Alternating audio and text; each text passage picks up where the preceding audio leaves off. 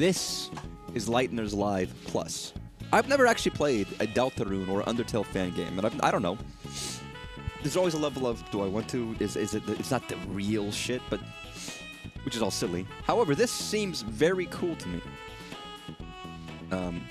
This, if you recall, if you played Deltarune, and if you're watching this right now, don't until you beat Chapter 3 and Chapter 4, because I'm not gonna hold my goddamn tongue. But this is a recreation of the minigame from Chapter 3, Lightners Live, which is very cool. But it's not just the one song you get to play. It is all of the songs, or almost all of the songs. And, as well, there's custom maps. So you can see there's Chapter 1, 2, and 3. 4 has not been done yet. Obviously, it takes a while to map, like, however many songs in Chapter 4. But there are also custom maps. Some people have already done some of the Chapter 4 songs. But if you want to do Pizza Time and Last Surprise, there's not that many, but there's enough. No, goddamn it, wrong button.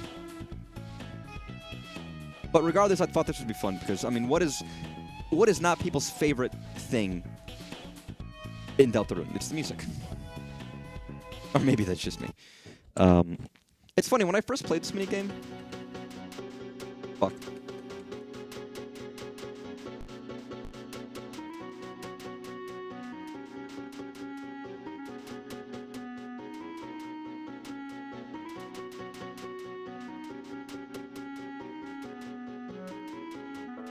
Is it clicking like... I feel like the feedback of hitting a note is off.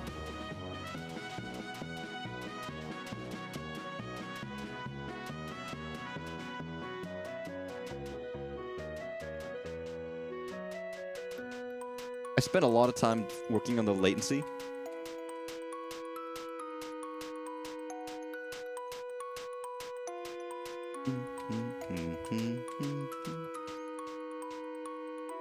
So that when I hit the button, that's when it triggers, right? But I was having a lot of issues with that, to be honest, and I feel like maybe I've just done it horribly wrong. Because no matter what, there's always like when I hit the button, I feel like there's a delay between I hit the button and when I get the feedback. I did well, fair enough. But no, when I first, sorry, I got distracted. I got fucking awash with this game. I got the fucking forgotten. But like you see, oh, there's only two things, right?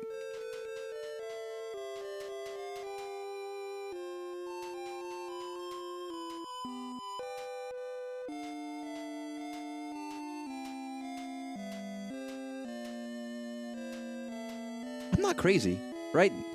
Every time I hit, there's like a feedback, like half a second later of like, you hit it. Which is really off-putting.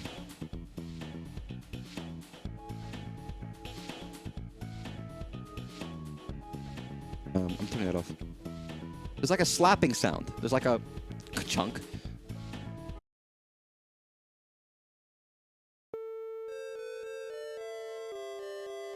That's better. That's much better. But I was like, oh, this doesn't seem too bad, right? It's not Guitar Hero. There's not 5.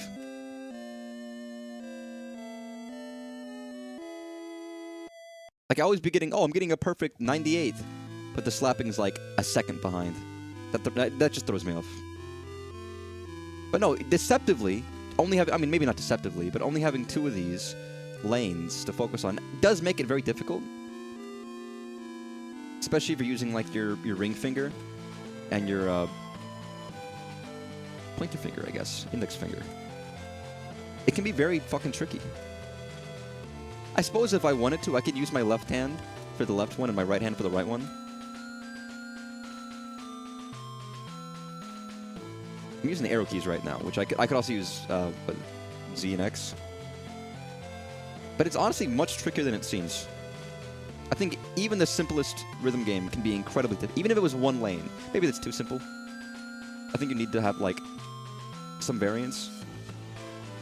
But even that can be incredibly difficult with rhythm game fundamentals. I learned that when I go, here's the thing, I have a round 1 at my mall, which I haven't been for quite a while, to be honest. But they have a variety of Japanese rhythm games, and they're all different. And you think, oh, this one has to be the hardest because it's got so many things. They're all pretty much similarly difficult.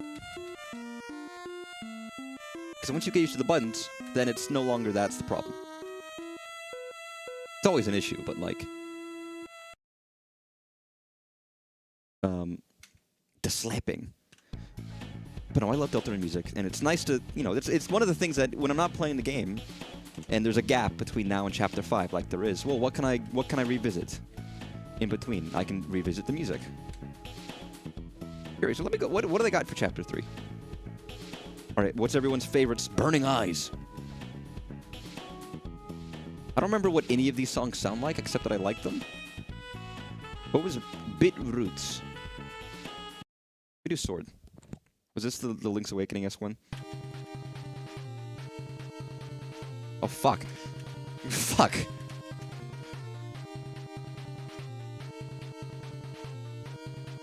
Okay.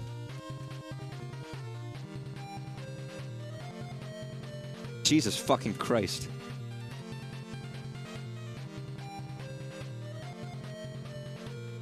I'm a newbie. All right? You gotta give me some time to learn. Oh God, I actually really like this song.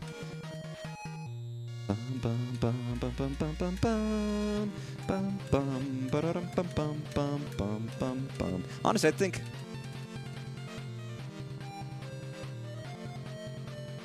Toby Fox my biggest inspiration musically for like this guy. He might be, at least for this, you know, not video game music, but like he's certainly one of my favorites. I could talk about all of these venerable composers that I like. They've worked on all of these different games.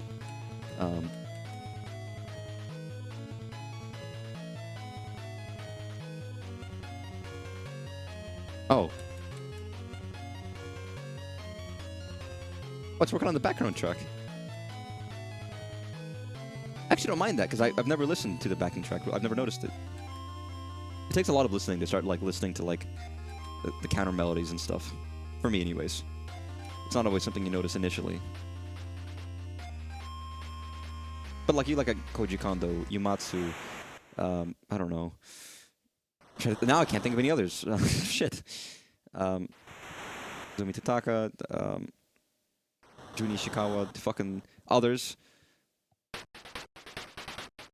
Mitsuda. Yoko Shimomura.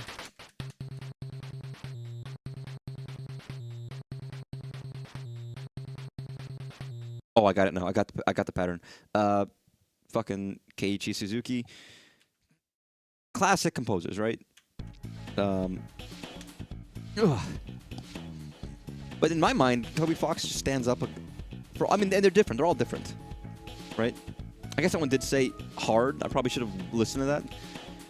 What's a good one in I shouldn't do all the good ones immediately. There's more songs in Chapter 2 than this, aren't there? Maybe there's not. I don't know. Well, we gotta do Spimpton.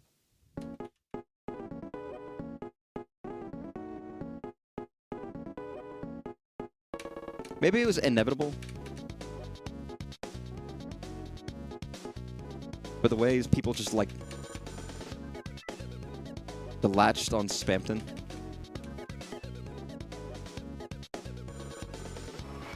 Sorry. Like the way the internet just fucking latched on Spampton as this little friendly guy. It's still funny to me. I like Spampton. Did they do that with Jevil? I can't remember. I mean, they do that with every character. I mean, you got Rousey smoking a blunt, you know, classically. You got every character is going to be, like, freakified by the internet to some stupid stuff. No matter whether it fits or not. Call it the characterization. Everybody becomes a character a little bit. Well, I guess, like, the King. Probably, I don't feel like the King really got much, even though he's, like, funny.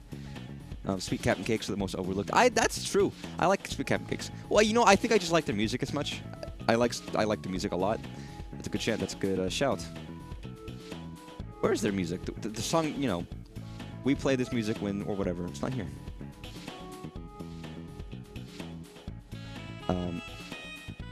Like any of the main cast. Oh, yeah, does Queen get a lot of memes and stuff? Like you get like this. It's usually like the sides or like the secret bosses. People make like, you know, freak. I'm trying to think of, does Queen get a lot?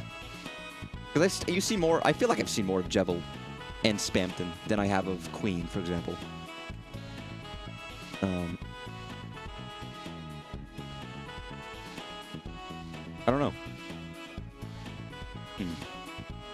Only a limited selection of songs, to be fair, here. Although 3 has all of them for some reason.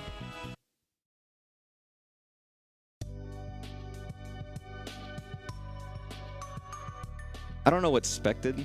What I expected. It's weird when it shifts from the melody to the rhythm in the track, because it's like, oh, I'm expecting to play along to the melody, and then it like just shifts. Bum, bum, bum, bum, bum, bum, bum. What a fucking incomparable track this is. Do a lot of memes get made of rules? I may have seen more Queen than Jevil. 10 has been, yeah, 10 I think is good. I don't see that much. Again, these days I haven't seen that much because I don't have, like, access to shit. I don't see things. But, like, I feel like rules... maybe people just don't like rules, and that's fair enough. This is a custom map.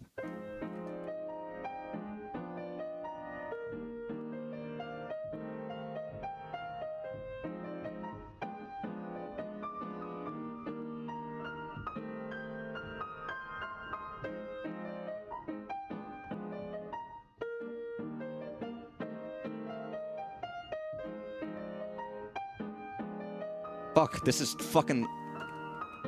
This is hard.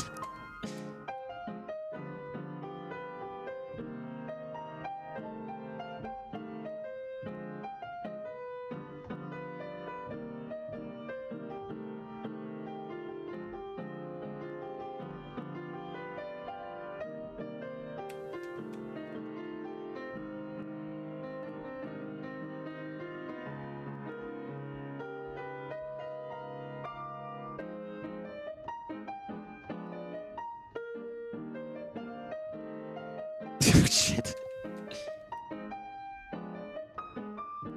This is hurting my fingers for real, though.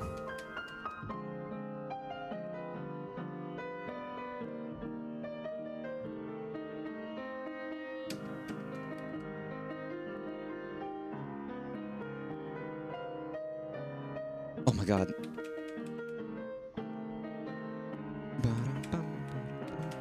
Oh, Jesus fucking Christ. Rules has like some popularity, but he's used to play up a certain characters. His biggest stuff comes from being a lesser dad. I suppose that's true. But I feel like he's not that popular as a character. I don't know. I don't know what the rankings of the most popular characters, but it does feel like Spampton like tops the list to a degree. Maybe I'm wrong. Maybe I'm completely wrong. I don't know why there was the Jolly Flying Man from Earthbound, or from actually I don't even know if this is Earthbound. Is this Mother 1 or is this Smash? But I don't know why this was here.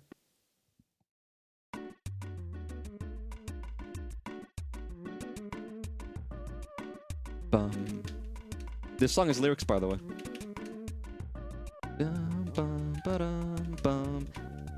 Is this the Mother 1 font sound font? It's not, is it? Is this in Mother Earthbound?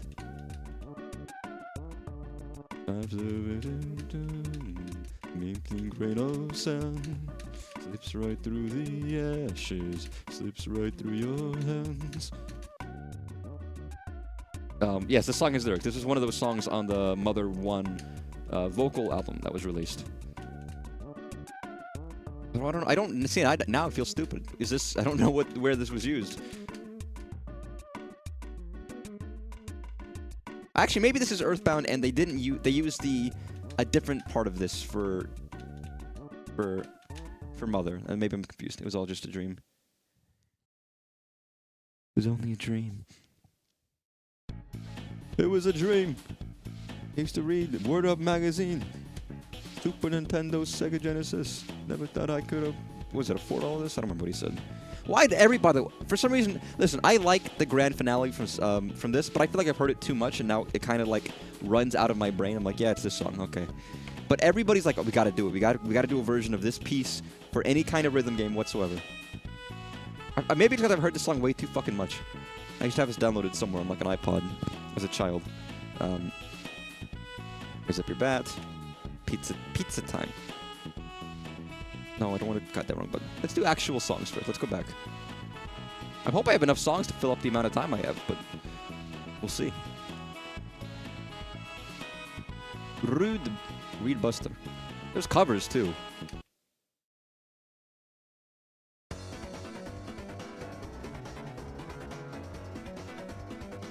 Fuck.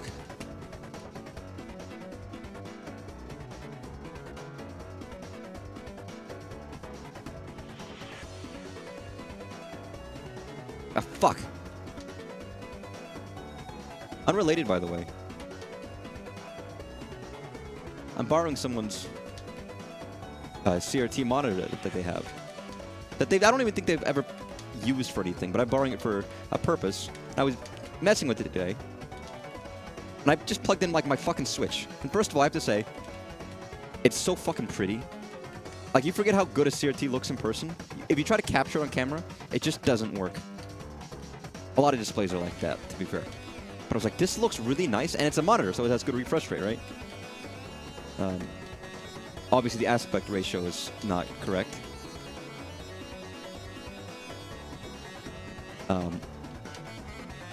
But I booted up Deltarune because it was like it fits, right? In the middle of the screen, and I was like, God, this looks so nice. It looks like it fits.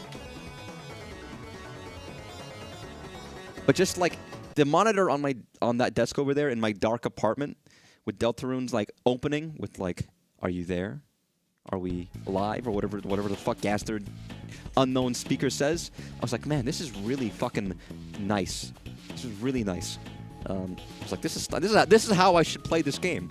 I felt I had the feeling of like this is how I was meant to play this game. It looks very clean because it's a very nice monitor, relatively. Brady gets a fair bit of stuff. Again, you probably see more than I do.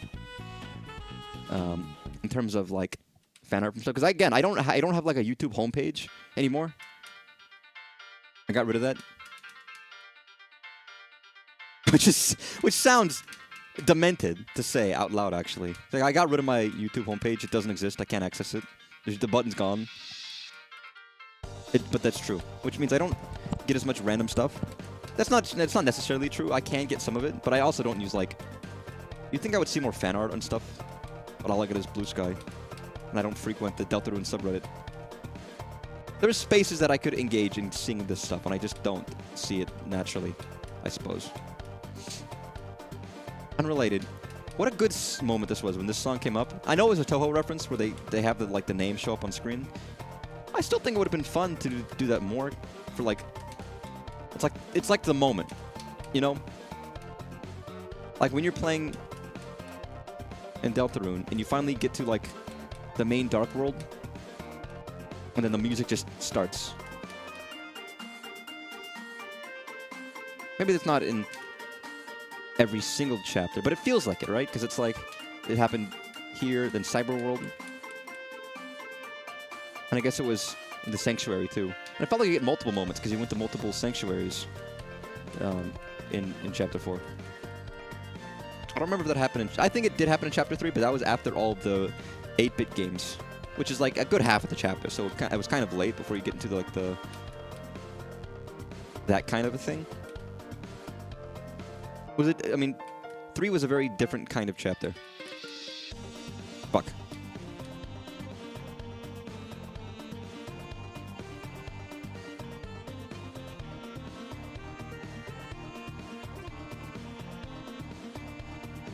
I mean, I've replayed Chapter 1. Chapter 1? Chapter 1. And 2. But part of me wants to go through it on the Switch. Part of the reason is also because I want to be able to see what stuff I haven't. The custom, exclusive, console exclusive stuff, but also just because I want to play it. Get caught up so when Chapter 5, maybe I could do it on a Switch version. Or if I just want to like see stuff I didn't quite do or make some slightly different choices.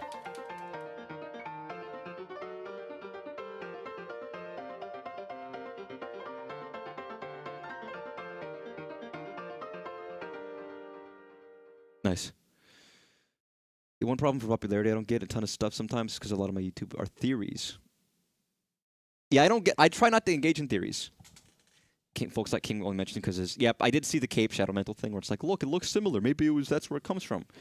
And I was like, that's interesting. I don't really know what like Eram. Who is this man? Who is this fellow? This guy. This where is he? The Burning Eye. Where is this dude from? I don't know what it is. Also hate device_friend. What the fuck is that? I know there's like the smiley eyes that they call friend. Is that the string in the data of what that's called? I know people are like going fucking.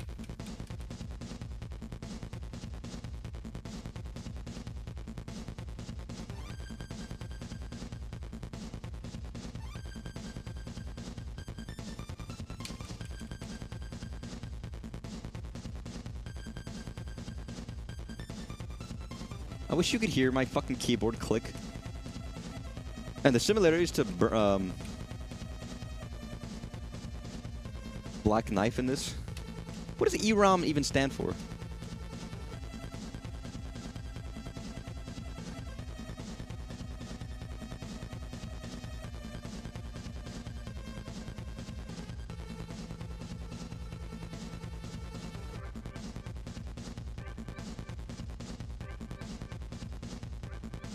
Hear the other song in this. I mean, part of the reason is I haven't.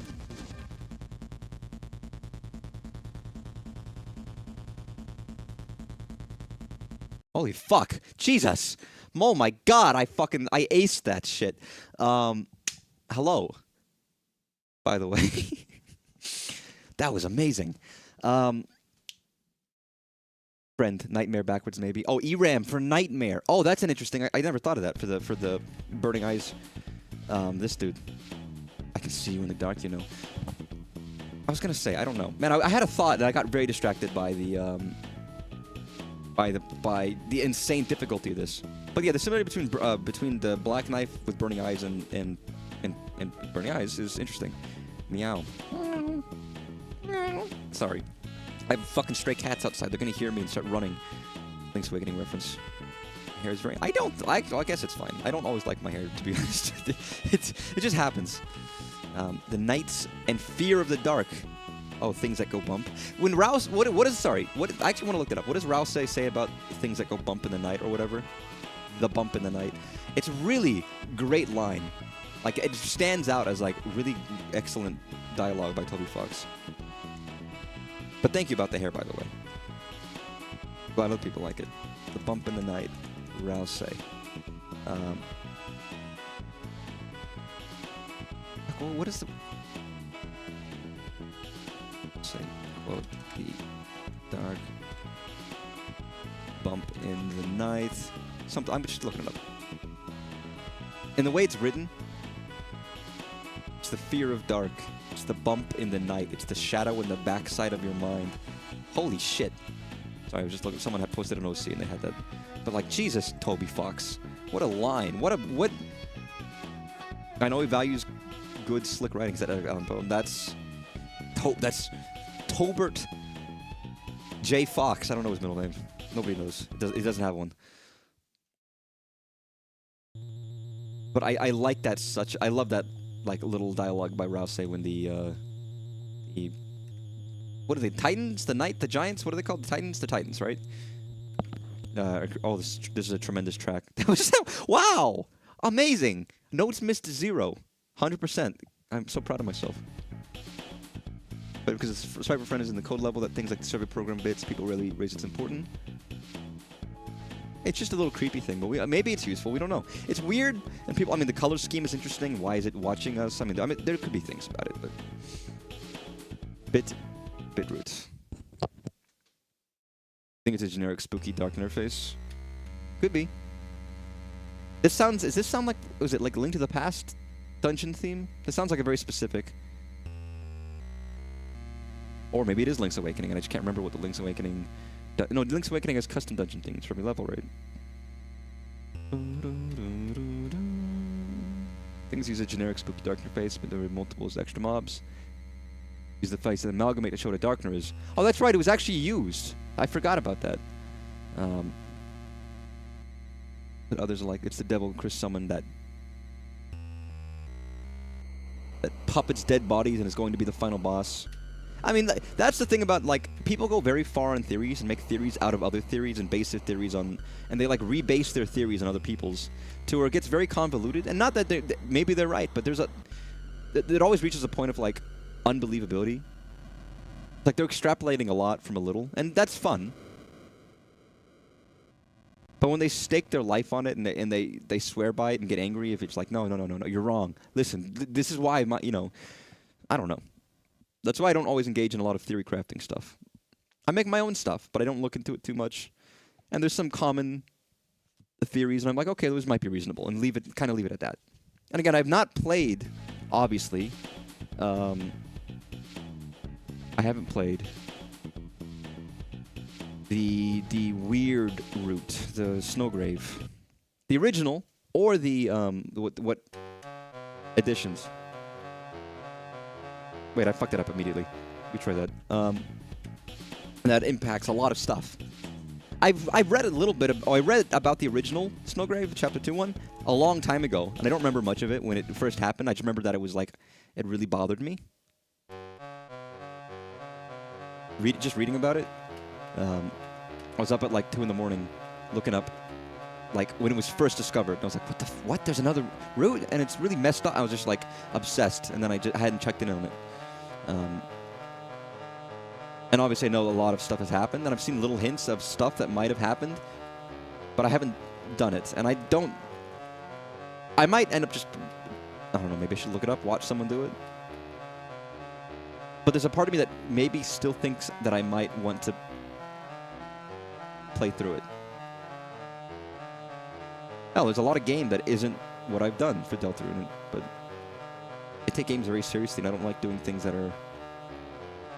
It would make me uncomfortable, right? And that might be the point. If you play like the weird route, or you play the genocide route in Undertale or whatever, and you feel like, oh, this is great. I'm loving these. I'm feeling good. Then I feel like maybe there's a problem. You might need to talk to somebody. Not sure why you want to play it knowing how genocide worked. I mean, some people have theories that maybe there's an evil route, and maybe you have to maybe it will work out in the end for some reason. Maybe doing that will actually stops, because we don't know what the bad thing is at the prophecy that's happening, right? I've heard some people mention that, or theorize that maybe, stupidly, I mean, maybe it's not right, but the only way to stop that whatever's going to come true from happening is if we fuck shit up. We have no idea how it's going to impact what. And if there is a good and evil ending. Oh, God, this track is great. Sorry, they should have looked at it a little bit. Northern Light is a good song. Is that Motif of Death? I don't know. I feel like as time is going on, I'm starting to realize there's a lot there that I might be interested in doing. Because here's the thing. If it was that objectionable, I wouldn't even look it up. I wouldn't even watch someone else do it. Because that's cowardice, right? You know, there's a level of cowardice of oh, I can't make myself do it, but I'll watch someone else do it. So I won't put myself through, the moral struggle of it, but I will still engage in the reap the rewards. There's a level of well, if I'm gonna just see it anyways, I might as well just do it on my own. And take the punishment of what I'm doing. Or keep living in ignorance. Wait, I already did this. Sorry. So I don't know. And again, I already feel that way Genocide Run, where it's I've seen a Genocide Run happen. So I already do feel a little bit oh man, am I just I mean, does Flowey not mention something about people who just sit by watching? By the way, this is the most earthbound piece of music in the entire game. Bum, bum, bum, bum. This one song right here.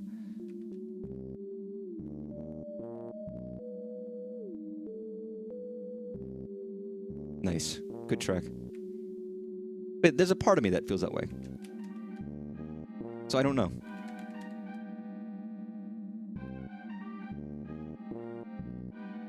And I've made a deal with Undertale, where I haven't even replayed it, just for the good things. But Deltarune I've already replayed more than once.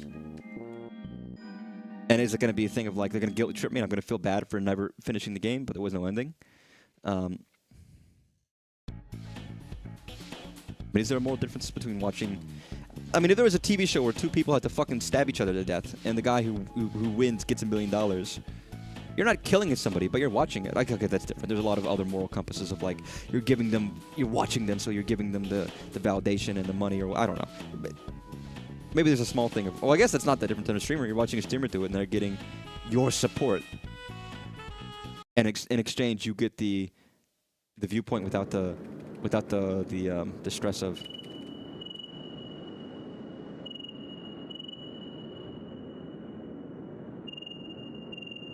I'm guessing you'll never do it, but I'm sure you'll watch me if I do. Want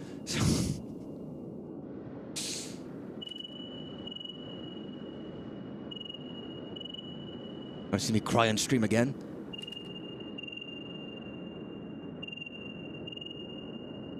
But as of now, I haven't actually seen anyone go through the weird route. So, I mean, I don't know. I might end up. I really have to. Wow, I did terribly. Fucking crickets. Should I do black? I guess I should do black knife.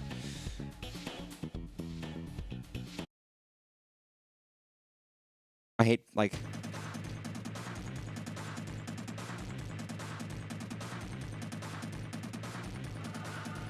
Wait, did I do black knife? Wait, now I'm crazy. Now I'm forgetting what I've done.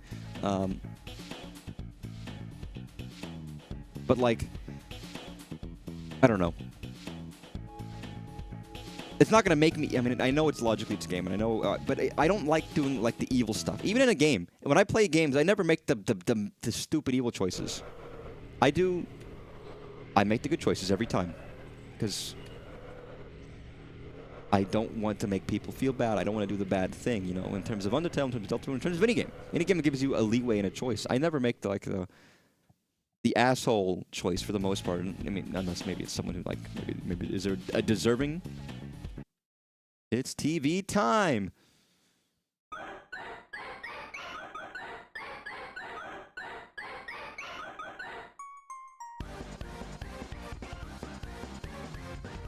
I feel like Black Knife overwrote this song. And even Ten a little bit in terms of like, he's the final boss in some cases. But Tenna's boss fight is fun. And this song is a banger, dude.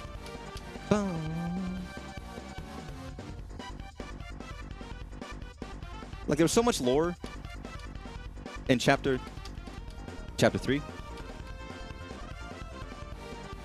And odd stuff happening and these new things. But I feel like sometimes the actual content of Chapter 3 is just Tenna and the TV world and stuff like that. Some of the actual stuff in it, I think it's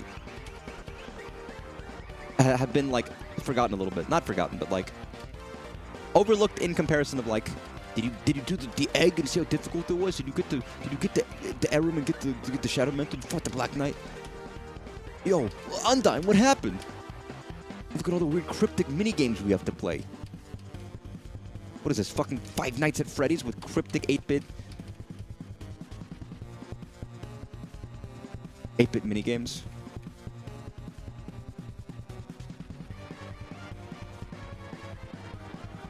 It's Antenna TV time.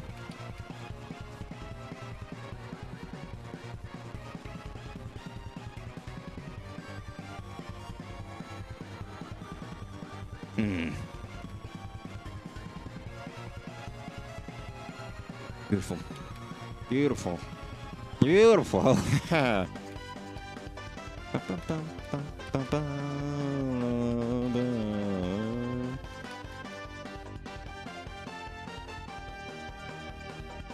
Gorgeous.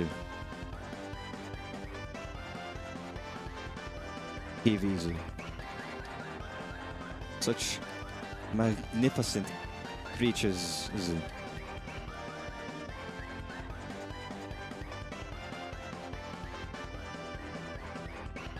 I would play on Tenna's TV if I had like games and stuff. I'd keep Tenna.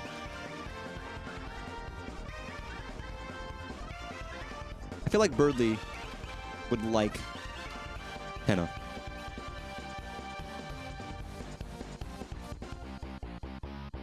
Beautiful. Pretty cool fight. Only part of it I don't like is when you're trapped in the balls. You don't like being trapped in the balls while there's spiraling happening? Yeah, I don't like being trapped in the balls either. I read that as... I was talking about balls and I read your message and I was like, CBT? No, CRT. Okay. It's like, oh my god. Jesus! There's some overlooked stuff in all sorts of ways. Well, I mean, things... I mean, to be fair, I get it. I was also... Hey, balls. I was also like, oh my god, this is crazy. Big city board. Is this... Do you think the big city board is meant to be Cyberworld, or is it just like an arbitrary random city, or is it like... What is the big city? Where you kill your friends. Kill each other.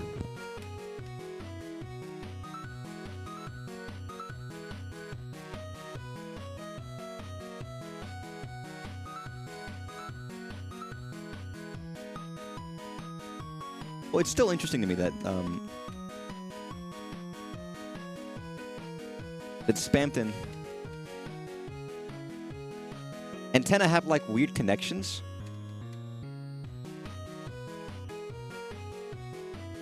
Very strange.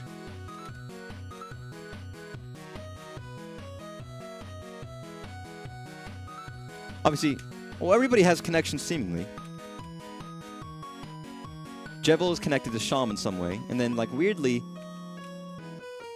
2 and 3, chapters 2 and 3 are weirdly connected, because there's characters who are like, oh yeah, we used to be here, but you took us home with you, and now you're at our home, so we know about the other place, like Ramb,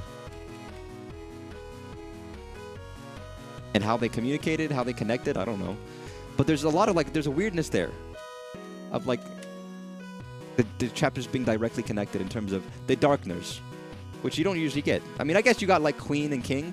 I guess they're all connected, to be fair. It felt... Sorry, I guess I'm wrong, actually. Never mind. I suppose in my mind it felt more direct, especially when it came to like, this bosses and this secret bosses are like, what, they related? Or, you know, I don't know. Maybe.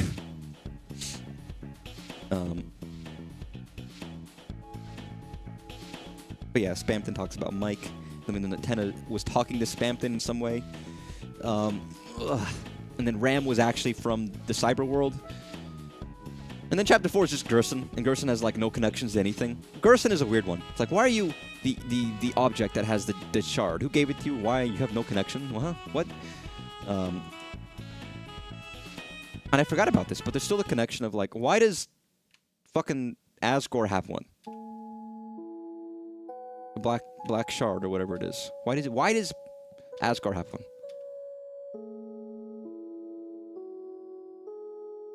That's very mysterious to me.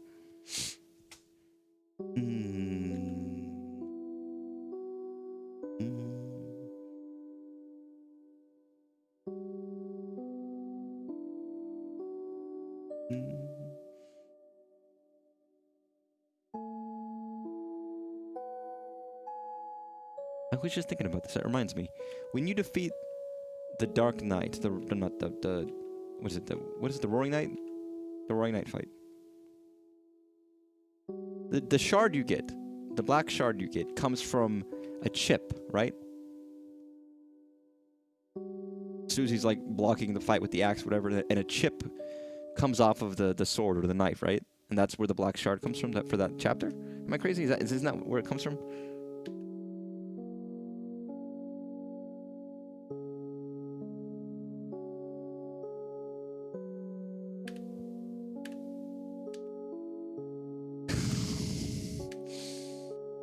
We call them Crispin in England. What? Wait, what? What are you talking about? Yes. Wait, yes? No? Yes. Did I say chips? What did I say? Yes. Yes. Yes. It crisps off the knife. I forgot. Sorry. I'm fucking this up majorly because it's so slow.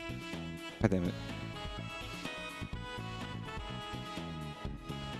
Let me just look up google.com TrueLab Undertale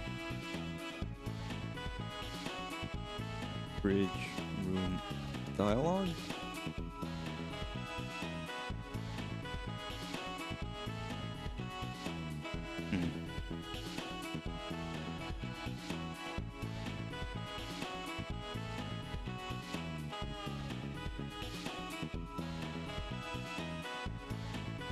Sorry, this is the smallest thing, but I had never thought about it. Sorry. This is not the post I'm looking for. But they mentioned that in the True Lab in Undertale, there's a room with fog and you can't see anything. And then you can look around before you unclear the fog. And they mentioned things like, there's something here, something in the shape of a man. There's something here, it feels like a tree ripe with delicious fruit. Which is strange to me. There's always something no one always brought that up. And I know the post I saw had like screenshots, but like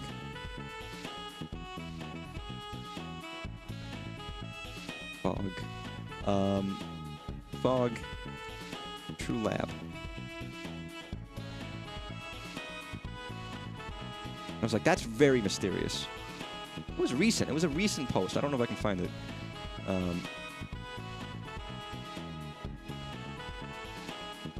And some people make connections that I think are silly, but like, maybe it was this. Yo, load, motherfucker. I am going crazy though with looking up some of this shit. I'm like, what? It's real. Yeah.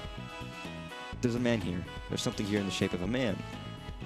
There's like a tree ripe with delicious fruit. Is that not like really fucking conspicuous? Then you're like, oh, this guy. I don't know. I don't think it's that guy. Hey, maybe it is. I don't know. The True Lab is very weird. It's still very weird. Like, obviously. And there's a lot that we could probably pull from the True Lab, because the True Lab is like the only distinct location that feels really connected to Gaster in some ways, with like some of the stuff. Like the lab used by Gaster. No shit. Maybe that's me, but like that's such a weird coinky-dink. In my opinion. But like, I don't know. Maybe I'm just like eating shit and shitting out of my ass. I don't know. Let's actually do this. I'm putting this off because I know it's going to be hard. This is the Joel and Frank's cover of Black Knife, which is very good.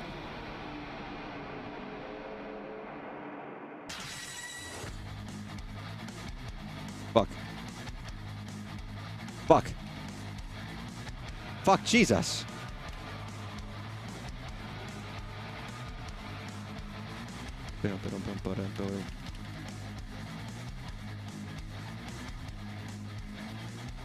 I don't know if I'm hitting it right. I'm like, this is tricky, man.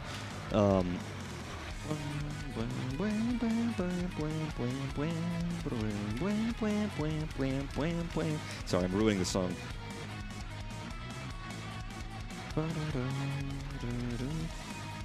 Again, you hear Black Knife so much. I mean, if you're doing the boss fight. By the way, I kind of want to do the boss fight again.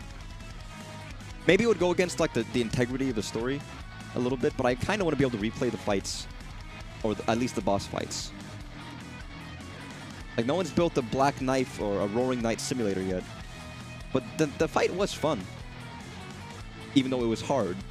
I wouldn't mind. I know, maybe that's Stockholm Syndrome, but I kind of wish I could play it again. And all I can do is have to just, like, play through Undertale again. And get to that point. I feel like it probably would have been easier with the controller, but it feels like if I'm playing Deltarune... Oh, Deltarune, sorry, no, there's a... I feel like I ought to use a keyboard, because that's how I initially started.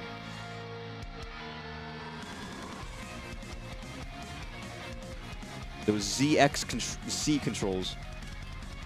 Like, it feels like I should. It feels like the right thing. Maybe I'm crazy. I do like seeing people play Deltarune genuinely invested. Again, I have my own theories, but like my own personal stuff. But I want people to be excited about the stuff they're playing. So it's nice seeing people genuinely excited.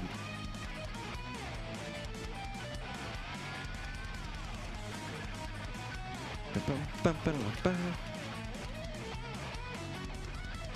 don't remember who's solo. This is either Joel or Frank's solo.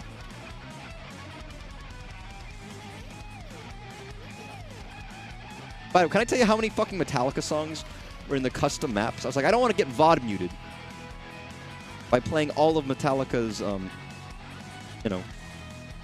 discography. But there was a lot in terms of in the custom maps for some reason. It was very odd. There was some stuff I expected that wasn't there, and some stuff I didn't expect that was there. It's like, why?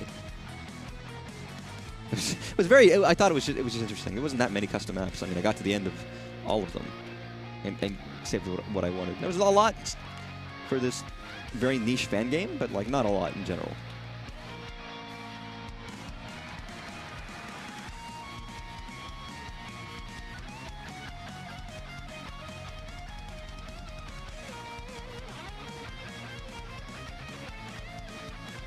Jesus.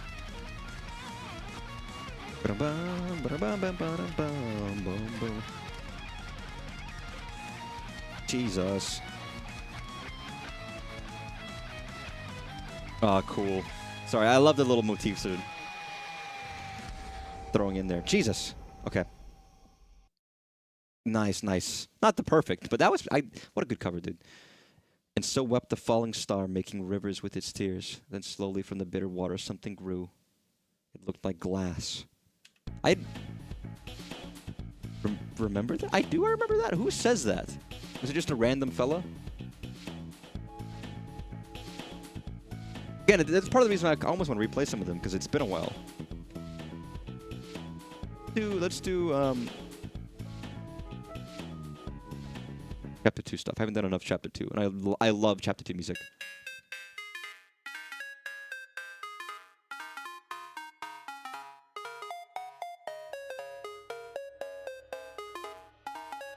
God, what a good track.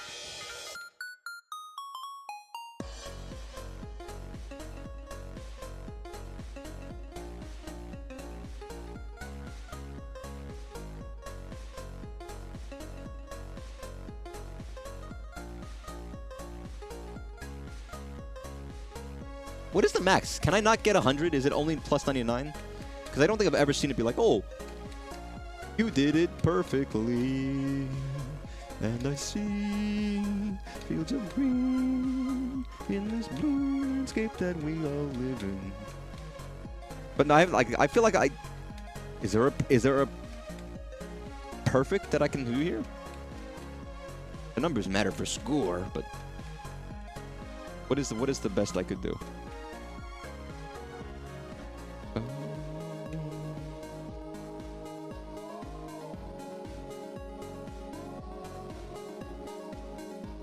What a fucking cool song. You always get to notice other parts of tracks that you wouldn't when you play rhythm game version, because then you're playing the different parts, and you're playing the counter melody and the full melody and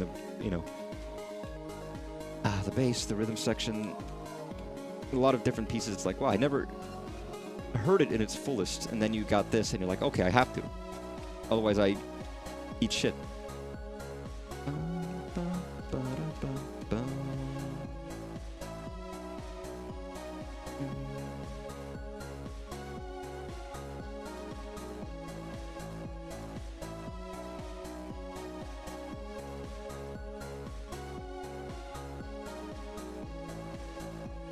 Beautiful. So I'm locking in.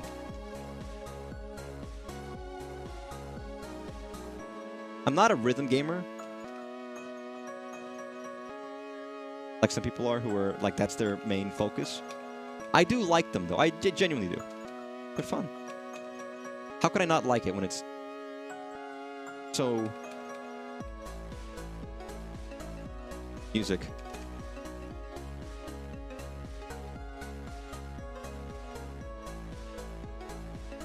Was so close to fucking up there. Fuck! Fuck! Oh, I had like fucking 500. Oh, come on. book in the egg area, not in the egg area, but the room behind the stained glass. Oh, okay. Yeah, that's all that stuff I need to like relook at because I don't remember it as well as I ought to. What a good track. Pronounced rules. I remember liking like Noel's stuff in Chapter 2 so much.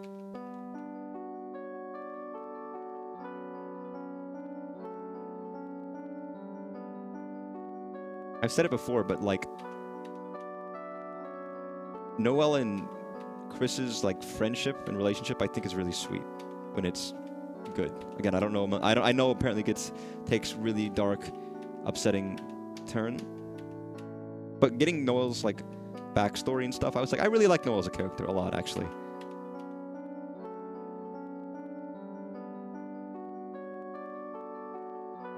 She's flawed, obviously. But I thought there was aspects of her and Chris being friends that was kind of sweet.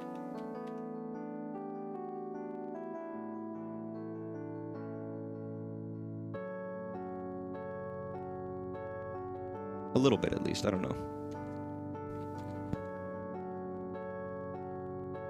Also, I like her music a lot.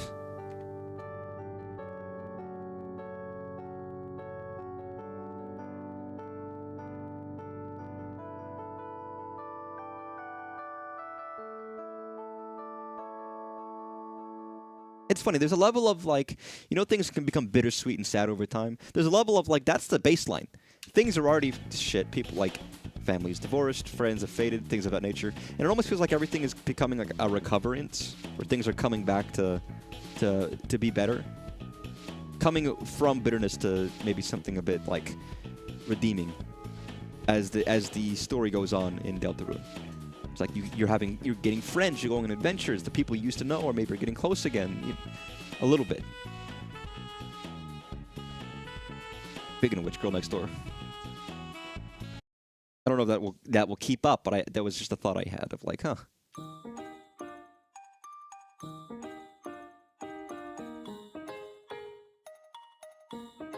God, I like this song.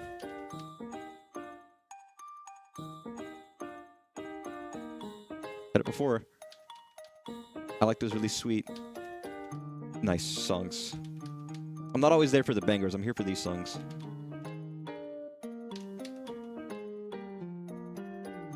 I'm there for the bangers too, but talking about my preference. Bum ba da dum, bum bum. Bum ba dum ba dum ba dum bum. Man, they should have had a pitch shifter, dude. They should have had like a whammy bar. You drag the mouse to warble the note. Beautiful.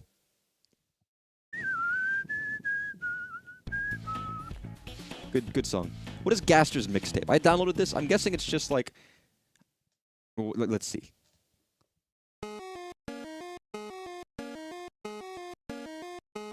Happy Town, was that?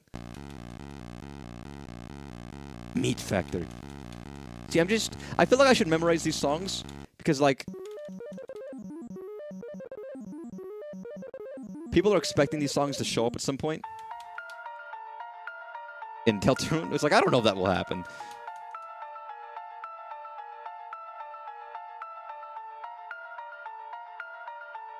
You know what? No, that could happen. Like, what do you think about, like, some aspect of these songs, or maybe a motif from them showing up somewhere in some obscure part of the game? I feel like that's not... I don't... Never mind. I think there's, like, an idea of that. Of, like... Hey, your favorite hits from this game, but it's not this game. Maybe it's not from that game. Maybe it's from a different game. Maybe similar in the way of, like... Maybe it's a similar way of, like, you know... It's raining somewhere else, and then the song is the place where it rained, kind of a thing. It's like there's some odd references to the other thing in this thing. Well, I mean, I don't think it's gonna... Again, it's not gonna be, ho, ho, ho, it's me, I'm Gaster, ho, ho, ho, big bad Gaster, I am the final boss. But I don't think he's not gonna be relevant or related in some aspect. You know, he's going to... I feel like there's no way. There's too much where he's going to be involved in some aspect or some way. Maybe majorly, maybe not. I don't think... He's not going to be the final boss or anything like that, but... almost feel like there's no way he's not relevant in some aspect. Like I feel like the actual ending's going to be the same no matter if you do the secrets or not. But I feel like there's too many ties binding the two in some ways. There's too much, at least in a lot of the secret stuff, all of the egg stuff. It's like there's got to be, there can't be no payoff. Even just the inception of Deltarune as it stands, and the intro to Deltarune, and the whole survey program, and the tweets that were happening, that were like Gaster coded, and even like the 17 quote 17 thing, and the music, Gaster's music, the fact that they abjectly when they have the speaking in hands Gaster thing in Undertale that has Gaster's music. Not Gaster's theme, but the weird garbled phone noise, and that is in this game in Deltarune. There's no way. There's nothing. Like it just feels like you're building all this stuff up for nothing. I don't know. I mean, if there wasn't, I don't think I would be upset because I'm enjoying the game regardless. But I would be shocked, personally, if there wasn't anything. You know, with all this lead up. I mean, hell. Five Nights at Freddy's gives less detail about stuff, and people get less and say, it's basically luck. It's basically a luck.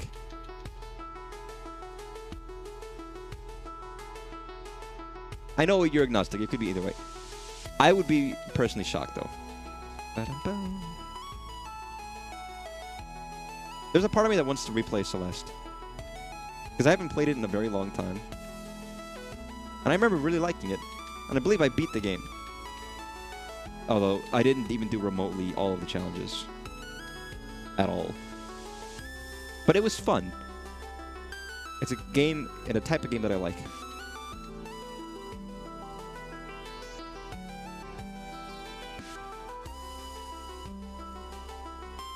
And I think the only song I actually do remember is this song. Like the main motif, the main theme. But it's still a good theme. Like, Lena Rain did a fucking great job. But that main that main theme is fucking, it's great. It's wonderful. That was one of the first games I got back in the day, like on the Switch. Again, I was getting a lot of indie games on the Switch one back when it first started, like Axiom Verge. I bought the physical of Isaac. Bought Cave Story. The exact one I streamed. I don't know why, but I was like getting like all these good indie games, to be fair.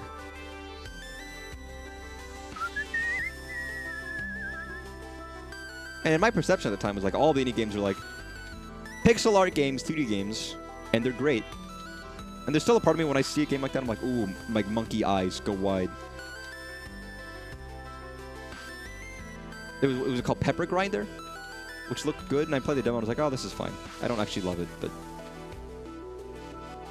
I never played Axiom Verge 2, although I heard a lot of people said it was middling, or rather just very different from Axiom Verge 1. And I liked Axiom Verge 1. That game I also beat. Obviously I'm talking about Celeste, because this is Celeste music. I should have clarified, I suppose.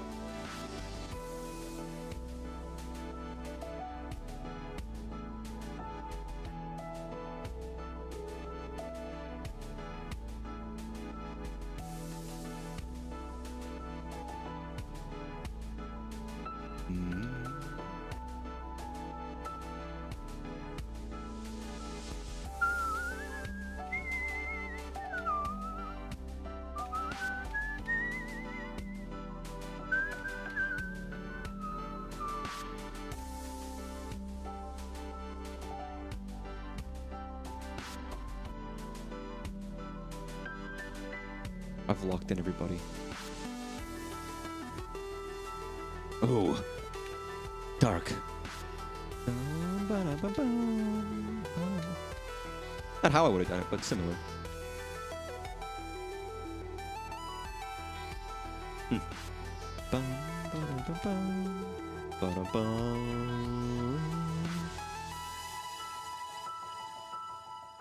God, that end, it was just the ascension. You feel yourself fucking rising off the ground. Average player doesn't know what a Gaster is, so the lead up doesn't exactly mean too much. Well, that's why I'm like, it's the same reason as like, it's not gonna happen. It might not happen in the main. I don't know. Maybe it'll happen in the main game. Maybe it won't. But like, That's why it kind of relates to all the secret stuff, like everything you're doing with the eggs. And here's the question is, we know there's going to be one ending, right? Presumably. I mean, I believe that's what's been explicitly stated, but what does that mean? How does that impact? I mean, it could be, like, maybe it's the logic of, people talk about the prophecy of Undertale, right? Where it's like, the night comes and frees everybody, but is it an angel, or the angel comes and frees everybody? Is it an angel of death killing everybody, or is it an angel quite literally someone saving them? Where it's like, it ends the same way, but maybe maybe it's up to interpretation. Maybe it is quite the same thing.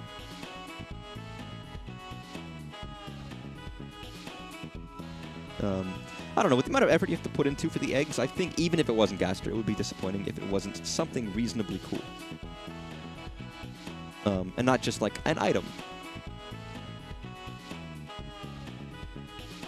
Like, there are differences in how things are happening in some small ways due to what's happening, and I think it would be like all the stuff Chris had to go through in Chapter 3 is very weird. And all the strangeness about the egg and about these 8-bit minigames and stuff. I don't know. It's a lot of effort for saying, oh, it might not be that important. And it might not be. But whenever you have a game that you have to do a very particular set of steps for things to happen, that's interesting. I don't know, maybe, and who knows, Undertale was very meta in some aspects. Is Deltarune going to get to that level? Are we ever going to have that part? Maybe the game will end, but our understanding of the game and the character's understanding of where they are in the game changes. I don't know.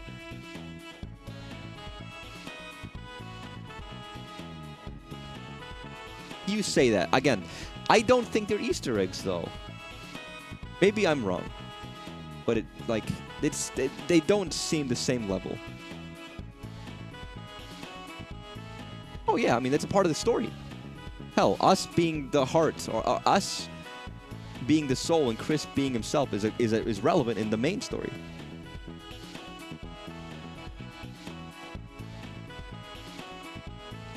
I know they are literally secret eggs. I know they are quite literally secret eggs. I am aware of that.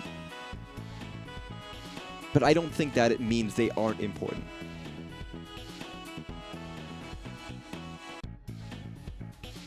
Maybe they are, I don't know, but all the stuff we got with egg number 3.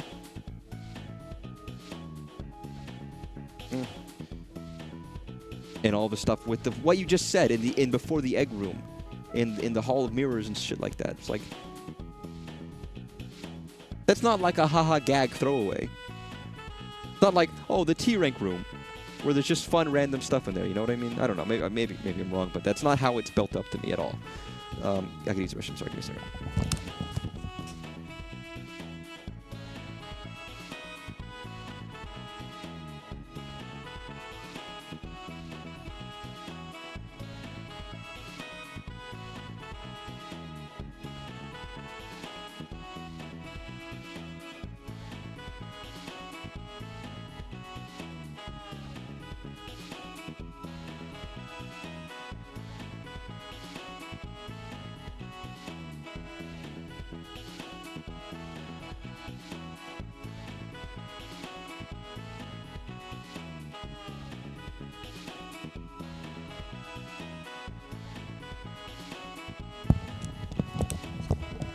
I don't know. I have some, like, crazy theories. None of these might be true. This is a theory I don't know if I believe, but I'm just coming up with it now.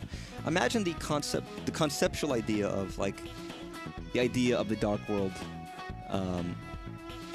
The Dark World being, like,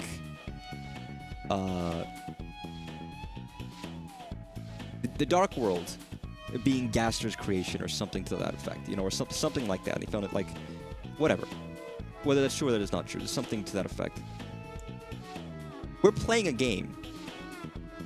We're in control of aspects of whatever this is, right? As Toby Fox has said, there was only one ending, but maybe there's something more important than the ending, right? Or something to that effect on the Deltarune website back in the day. Might still be there. maybe there's just a point of like the ending has to happen the same way, but characters are aware that they have to beat it, that they know it's a game, or that they're inside this thing, and maybe there's a like, and maybe our knowledge, maybe you could beat the game completely normally, nobody knows anything, whatever happens. Is it a tragedy? Is it not? Is the prophecy come true? Is it not? I don't know. Maybe there's another option where they're abstracted outside of the game. They still have to beat the game. They do it normally, but then they're aware. Maybe they talk to Gaster. They know about the creation. They know what's happening. I don't know. There's a lot of like... It's a fucking awakening. God, it's going to be like Doki Doki and someone awakes. By the way, I got this. Someone did the credits for Half-Life in honor of Half-Life 3 not releasing today, unless something has happened in the last hour and a half that I've missed. Let's do the credits of Half-Life 1. The classic. I should add this to my fucking music library.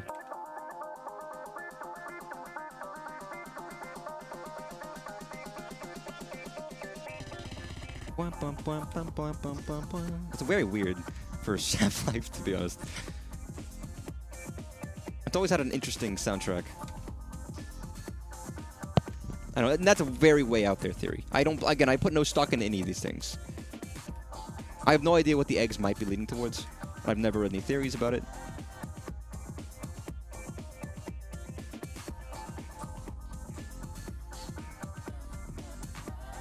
The egg in the tree.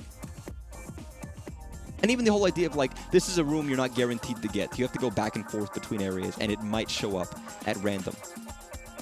In very specific locations.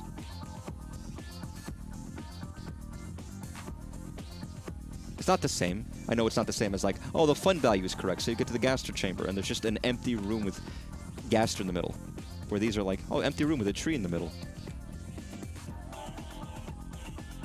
There's a lot of, it evokes a lot of imagery, it evokes a lot of similarities.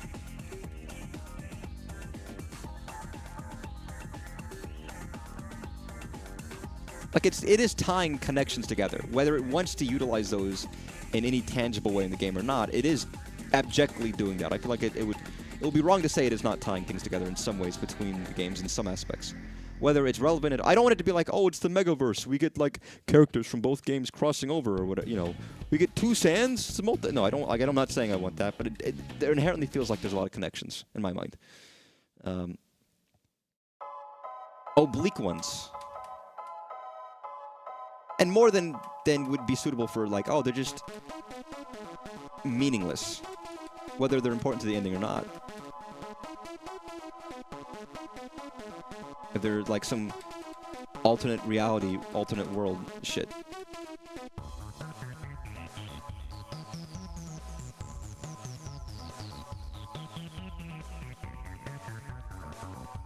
And the whole choice of like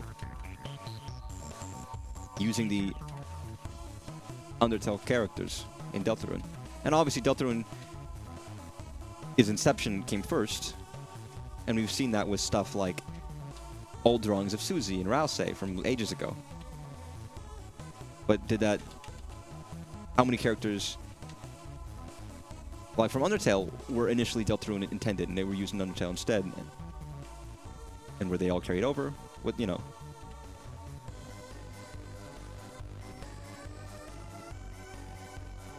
It's odd to make a point of tying things and connecting things to a prior game. If the only point is it's fun to see these characters in a different light, and that's just fun Easter eggs, but they're not actually related to their other character counterparts. You know, it could work. It could just be like, we expect you to play the previous game because we want to see these characters contrast against themselves, or the world contrast against itself, and make a dichotomy, or like foreshadow by the existence of this character being similar to who they were. I don't know. The only reason Deltarune's in this kerfuffle is because it does share characters. A lot of them. And Undertale left off with a lot of strange secrets that also seemingly relate in some aspects to this game.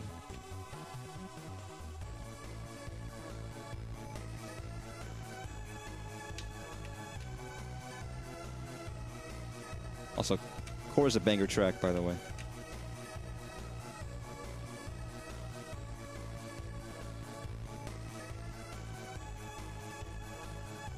And I say I'll be disappointed. I don't think it would be disappointed. I would only be disappointed if it just... maybe it would be a little bit. Doesn't mean I wouldn't like it or even love how this game ends, but if it ties with nothing, I'd be like, well, what's the point?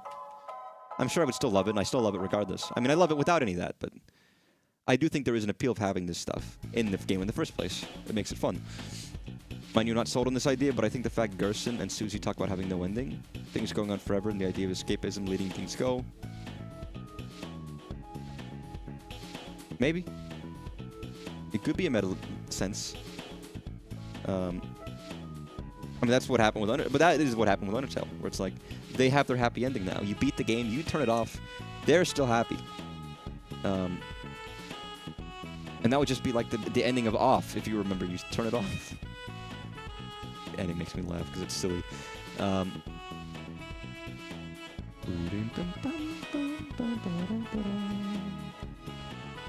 I don't think it will be an ending with like punchline. I just don't think that would be the case.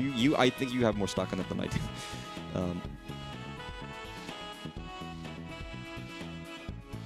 I mean, I will say he has far more, but it seems like he has more prevalence here than he did in Undertale. Undertale, he's only mentioned, and he doesn't speak to us except in a very, very specific like secret room in Wingdings, and that's the only time we ever get to hear like words from this character necessarily. Other than that, we only hear people mention them offhand. Where this game, it launches with, like, mysterious text. Here's the thing. Even, like, I could see him being a part of the main game. As a twist, sure. But, like, we still have a guy who's like, you create a custom character, Deltarune, at the beginning. Choose your vessel. Give it heart and soul. And that guy comes back later on, when it comes to the Roaring Night. And then it comes back later on again. My Deltarune. Again, there's theories of my Deltarune, like my Dune. Is it my Deltarune as it's his creation? Is it literally the game, his creation? Kind of a thing. Oh, this is gonna be fucking hard, isn't it? Sorry, you know what? I was reading a message and I got distracted. I've seen fiction that'll have an uninvolved narrator as a character. But there's a character. But yeah, the narrator's a guy talking to us with our vessel, and I feel like maybe the vessel will be related. Maybe we'll have to play ourselves. Maybe we, as us, will enter the game as a separate character than Chris, and at some point, due to the vessel we created for ourselves.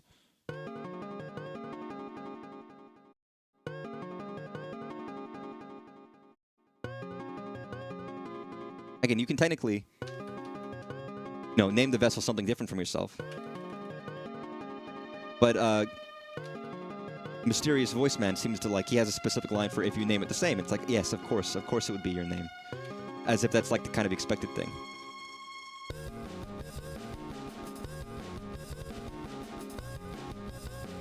I think, and there's a tweet by Toby a long time ago about what do you name yourself on Undertale? He's like, well, obviously you name yourself. No, the character is Frisk, but the fallen human, you name it after yourself. It's not Kara, it's you. It's whatever you name it.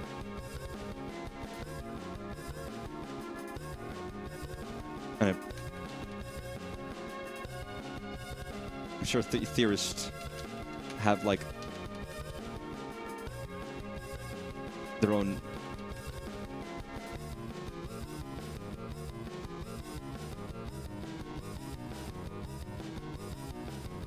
their own opinion.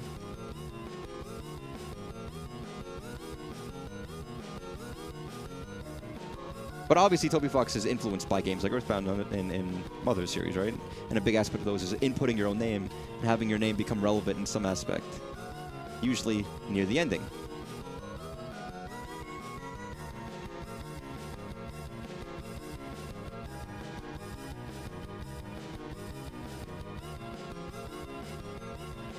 Oh, my fingers, my arm hurts. Fuck, I'm eating shit. So I'm so unfocused right now.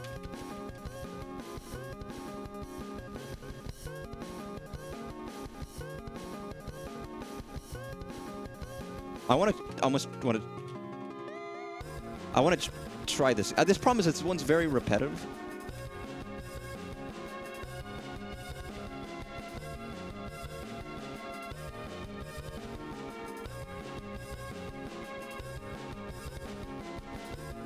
Um, but like, you know, the idea of like a further extension of this small portion the character plays in like a mother game or whatever, a more direct connection to the player. This is your vessel in the game. An avatar, as you will. Which is funny, that's an idea I had for a different game of my own. Which would be I won't even go into that. But might never come out. I hope it does. I think it will. Hopefully he doesn't take my idea. Hopefully it's not seen as a copycat, because I already had this idea, but many people can have the same idea. And if it happens, it happens. I'll just be like, I actually had this origin from other things.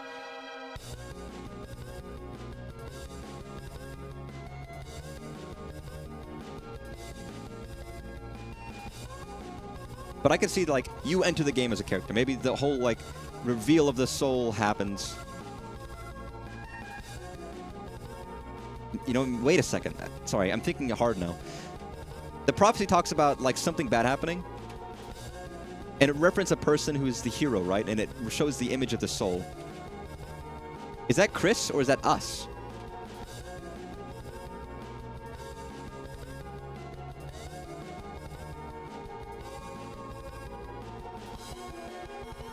Whoever the unvoiced man is.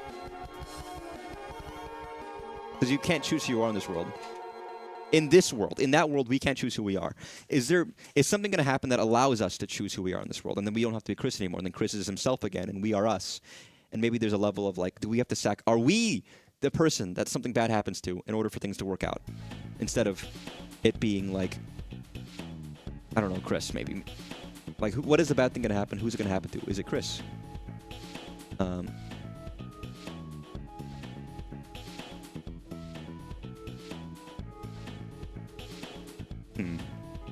Okay, let's do this. But an idea of, like, our actions, if we manage to get whatever mysterious unnamed person who didn't let us be the vessel we created, is it going to come back, and how? Because I doubt they're going to just let us use it. They made us create it, but they took it away.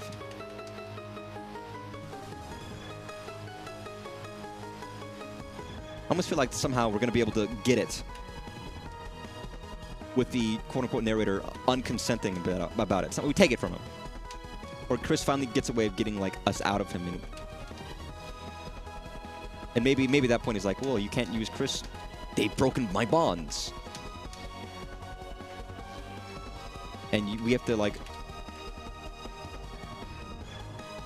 Gaster's like, ding! Gaster at the end of the game is going to be like, thank you so much for playing my game. You guys, the real trick is, once we do that, it unlocks a save file on a copy of Undertale, where Gaster's in there now, and everything's back to normal. I would actually think that would be... I would be like, what the fuck? I replay Undertale finally, and it's like, yo, Gaster? We put him back in his regular universe. The ending is just normal. Like, we go in the game, we help Chris, Susie, whatever. And the game ends and they're happy. They have their real ending. Right? And then we send Gaster away and he's back in his real game. That would be stupid, but that would be very funny. But the thrash machine is also clear foreshadowing. We create a thing and then it turned against us, but then we get to use it later. Well, we didn't even... I guess we designed our own stuff, but yes, could be. It's treated as a very silly moment, but that doesn't mean it can't be emblematic of something else.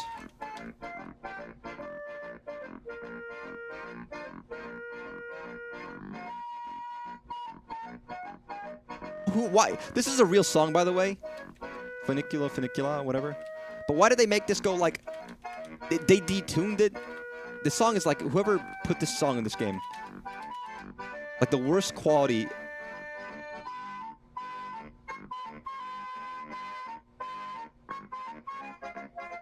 And it fucking the tunes. And some pasta on the balls. Pizza, pasta, put it in the pot. Deliver it to my house and put it on the cook. Beezy on my beanie and some pasta on my balls.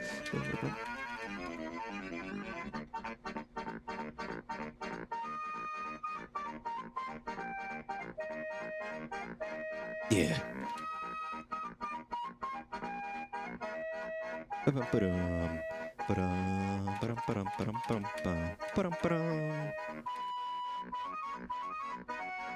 So fucking shrill.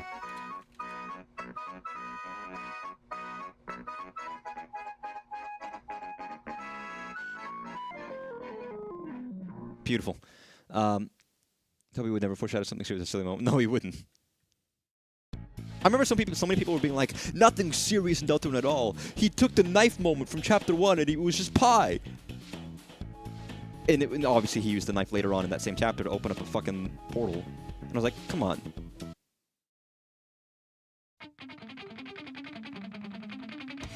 Jesus Christ. Like, people are like, he's never doing...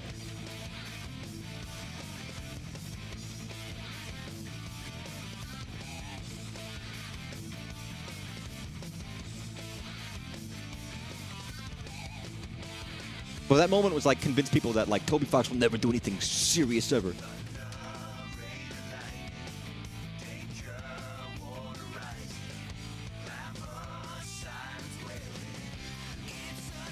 God, this is hard.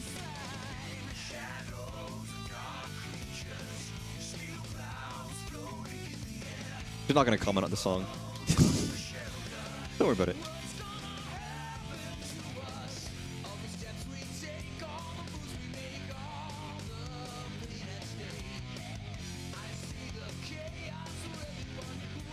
Is it chaos?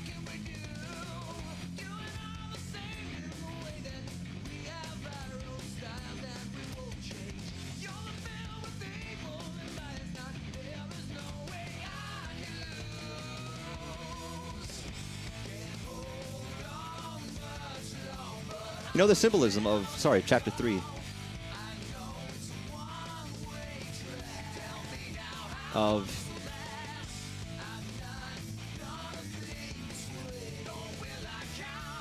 Chris having to control video game character version of himself and his friends.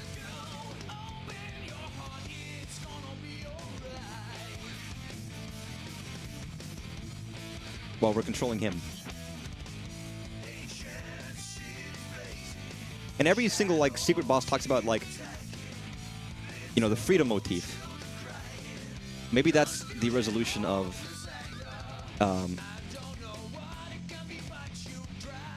the black crystals.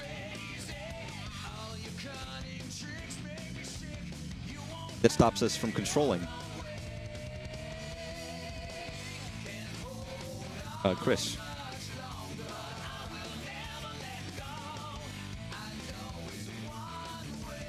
Just a thought.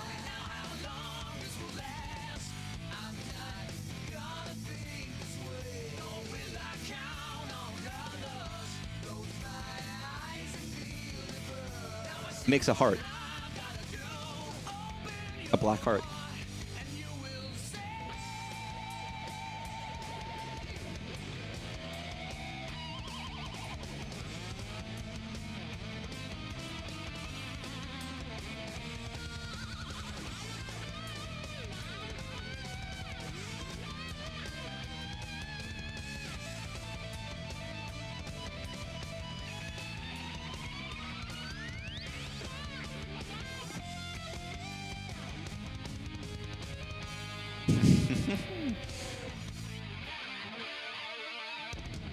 Yeah. I feel like Chris and Susie would really like Sonic if they haven't played it.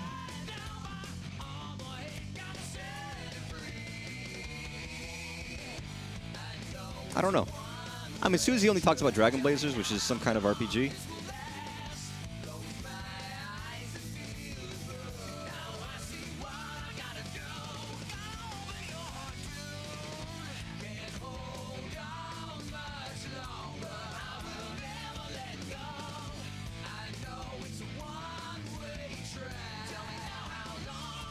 beautiful. I can't really look, I'm sorry. I was thinking about when I was going to play Sonic Adventure 2. Not soon. But I got to do it at some point. I still have to play Sonic 1, 2, and 3.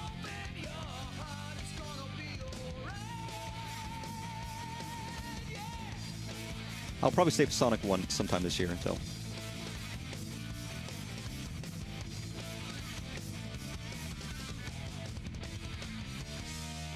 I fucked this up royally, by the way. Think Crush 40. Oh my god. Sorry, whoa. I looked away and all of a sudden everything is like shifting. Jesus Christ. It's the fucking the Guitar Hero effect. Whoa. I was thinking of something and I got distracted by Sonic. What was I thinking about? Deltarune related. Gaster, egg, Chris, freedom motif. Freedom, Chris, freedom. Oh, that's right. Black Heart.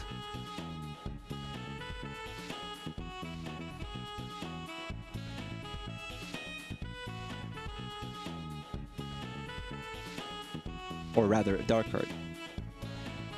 This is just a piece of merch, but I saw it today. Where is it? Sorry. And I was like, why is it called a Dark Heart pin? Because it's a Dark Heart, right?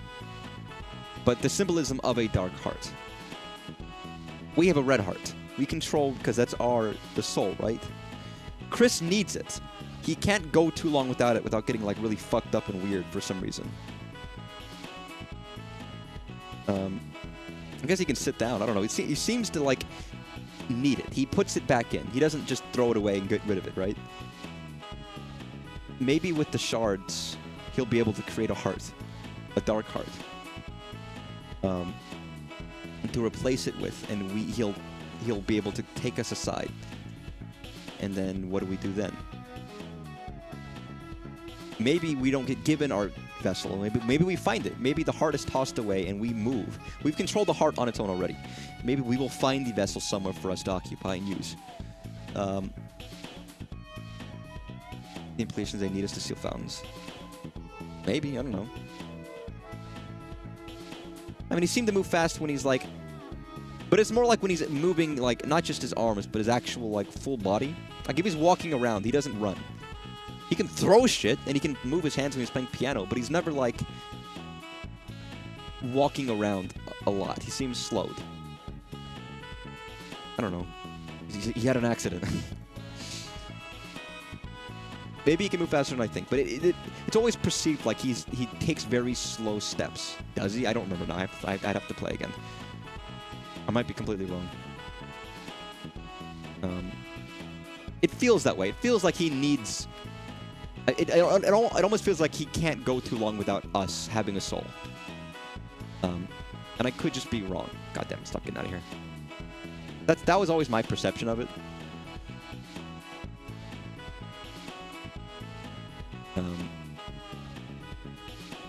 Big shot. We did the other one.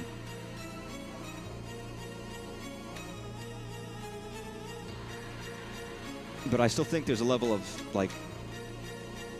I mean, we know from, at least from... I'm assuming the lore hasn't changed completely. That humans have a soul, right? Or in something to that effect, and there's determination, and they can, like...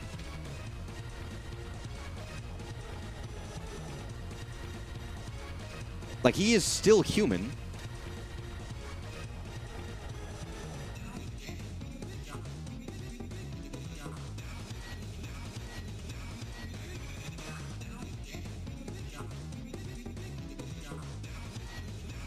I mean, we still have monsters are still, they die, they turn to dust. That's why we see about Gerson, the dust-covered hammer, right?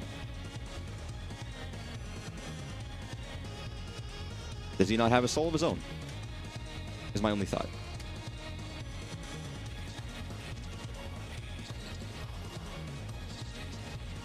Even if it's just us controlling his soul, removing it can't be good, right?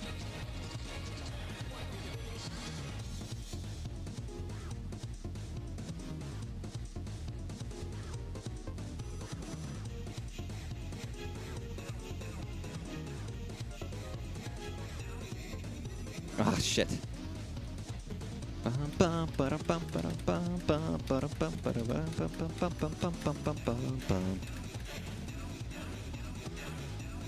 Sorry, 2 hours of this? What motif is that? What song from Undertale is that little motif from? Because I'm like, what is it? Is that Napstablook? I was always interested by why that was in here, just for fun. It was just a fun little... it's very fun, though. It makes you smile.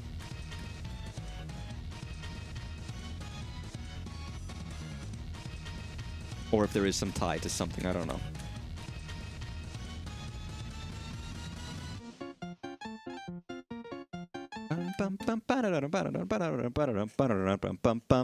Well, it first starts with Napstablook, then it's the Mad Dummy, right? And then it's Metaton. Or like... my gut now thinks that the night is their OG soul. Interesting. Maybe it still is a dark heart of some kind. Do they capture the night with the shards and the shards become the soul? I don't know. But if we're making something out of these shards, I don't know. I think it could be maybe it's a soul. Just because the motif of gaining freedom from the secret bosses of some kind. Do the Metaton. Yeah. Is that just the ghost motif? It's not even the Metaton motif, but it's the ghost motif. We got ghosts in your living room. There's also like the unused battle themes, which is interesting. Knock you down. Fuck it. Very hard. Fuck you. I'm using both hands. I'm trying with both hands.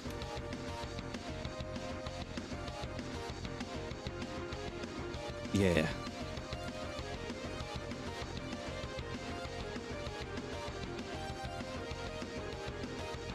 Good song, by the way.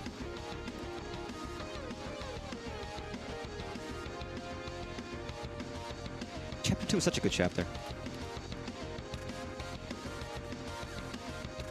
I'm serious. I've still seen some people say that Chapter 2 is their favorite. I know some people said they were disappointed by Chapter 3 and 4, which I don't feel. I love Chapter 3 and 4. But I know some people said they felt like the idea of the city was better and it looked better and the flow was like, it was more interesting or whatever. I don't know. And I know a lot of people were down on 3 because a lot of it was not typical Deltarune fashion and it was like, you know, the 8-bit stuff and people weren't like a fan of it or how much it took in the chapter, which I get. But I loved Chapter 3 and 4 personally.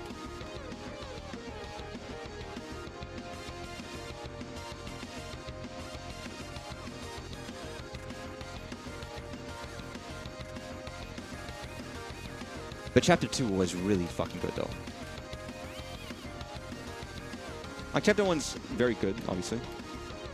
But Chapter 1 is like, or Chapter 2 is like, we got this shit. We're in the game now. We're getting that, like, that sheen of polish.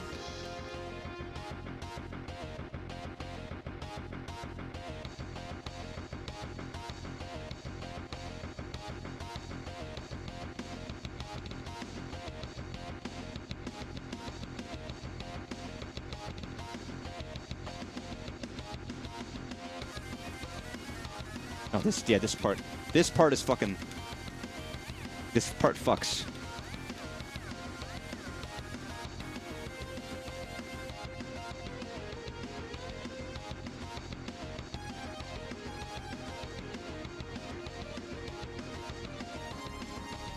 Yeah. Really hurts my forearms just to use your 2 fingers. Ghost in the shell. They're good splattering while good things throughout. Yeah, I mean, I get that people might like some more than others, but I know some people were like, oh, 3 and 4 was a little bit of a disappointment. I don't think it was as good or whatever. And it's like, oh, it's sad. I'm disappointed that you don't have good taste. I don't mean it. Chapter 1. Fuck it, Jevil.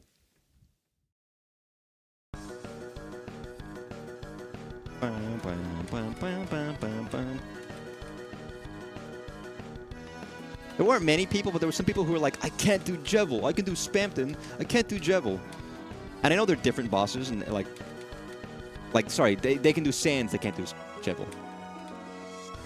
Where Sands is like, you have to just remember his patterns, and you can kind of do them consistently. But I really didn't think Jeva was that bad.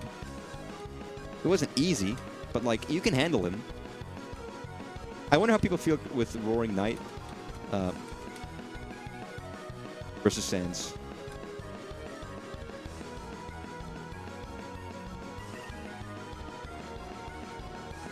Oh, for fuck. Oh, Jesus. Oh, you know what? I want to try this again. I know people were expecting Caddy and others since they had rooms in Queen's Castle and have portraits. Maybe. I mean, we could have Jockington in Caddy, but like we'll see.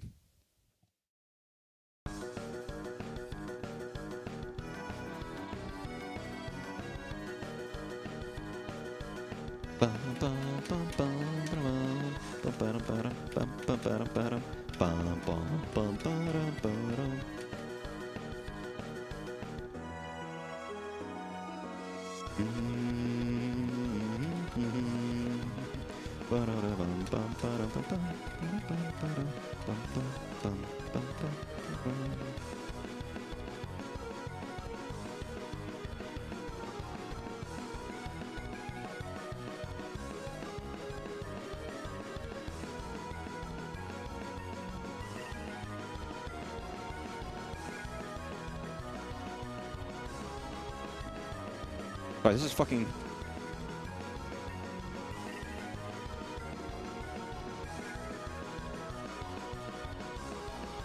This is hard. Sorry.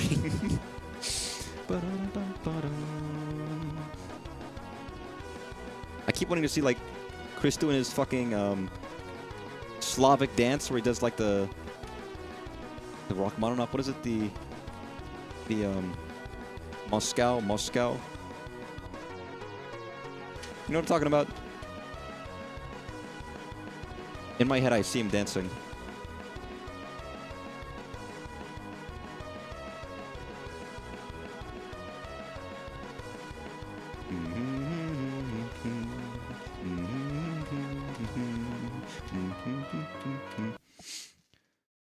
I heard some people say the Knight is harder than Sans, but I feel Knight was mastered quicker, so I think on average Knight is easier. Is it less? I don't know. I'm trying to think of Sans is like, it's really predictable. It is exceptionally predictable in terms of it, so it's not too hard to handle.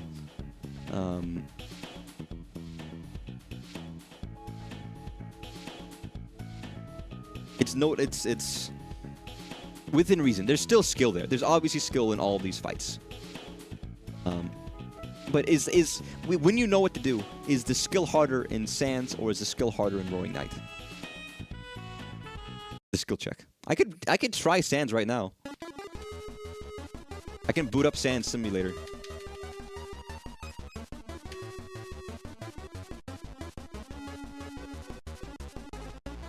And the Sans Simulator is kind of cheaty because it does give you all the best items. Which, to be fair, if you're playing it correctly, you should try. That's the strat.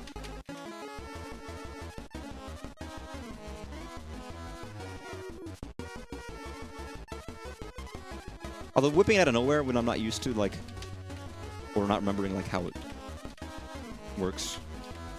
I don't like Lancer. I wonder if Lancer was always intended to be as prevalent in each chapter, or if it was just because he was popular. I wonder how much distinction was for, like, how many characters carry over. People love Lancer, so they kept them along. I'm actually going to try that. Let me boot up Sans Simulator right now.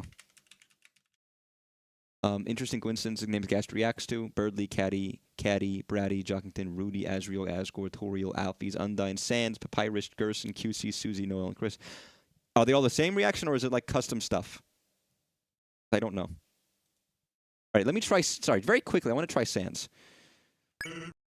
How loud is this? Let me turn this shit... That was a little loud for me. I'd like 70%. Nope. Nope. I could have done better there. I could have done a lot better there. We're down to like half health. All right, let's turn that to 40%. Yeah, everybody, let's do this.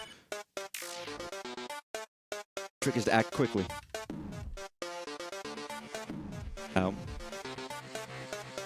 Okay, that was bad. Eat fucking noodles.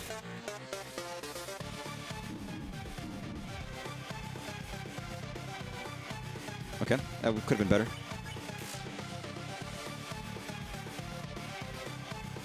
Ugh. Still could have been better.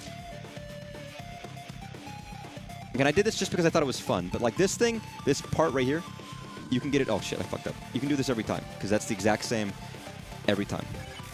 As long as you know what to do and you don't fuck it up like I just did, you're good. Same with this. You do this, then you do that, then you do that. Shit, I fucked it. Wow, I'm doing worse than usual. I wonder if it's because I'm streaming. I'm diminishing my own point here. I always have a little trouble with this one, but like, it's not even like a variation of this exact move. It's these exact things every time. So there's a perfect. This I always have a hard time with this one just because it's like I never know like oh fuck. That one always throws me for a loop. Yeah, shoot your shit. This one seems easy, but it can fuck you up if you're not prepared. This one does have randomness.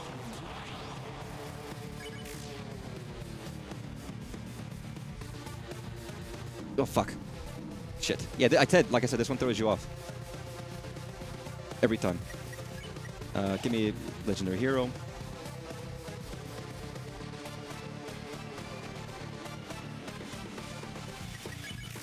I can usually get to at least the halfway point. Or whatever that point is, like 60% point. But yeah, once you know what to do with these, you just know. So it's not like pulling it off is still tricky, but like, and it's kind of hard to freeball when I'm not like I haven't played this game in like 7 years, 8 years, or whatever, and I haven't done this simulator fight in 8 years or whatever. I'm curious if the heart in Undertale actually moves the same as it does in Deltarune, if there's any differences, or if it's mostly like mechanically the same when it comes to movement. I'm getting lucky with those.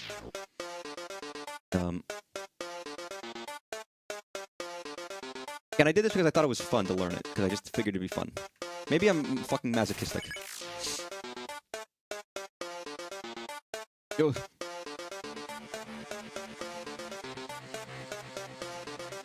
Oh, I'm starting to lock in a little. I'm starting to lock in! Hey, look, taking a break. Already halfway. And I still got plenty of healing items. As long as I'm not too risky with them, I should be fine. Maybe. Shit, fucked up.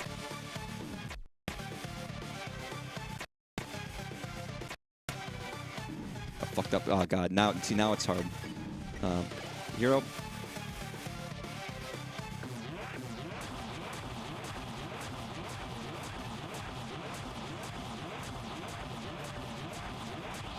That's still a tricky one. I just want to be able to say, oh, fuck. Sorry, I looked away. I looked away.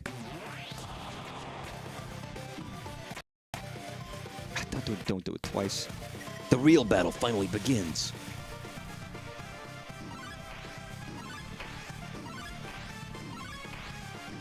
Yeah, but a lot of it is just knowing what to expect, and once you know what to expect, you're kind of good.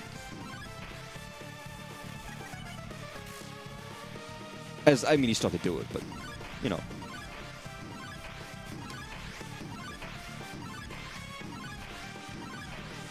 Stop using your fucking mind powers on me, Sans.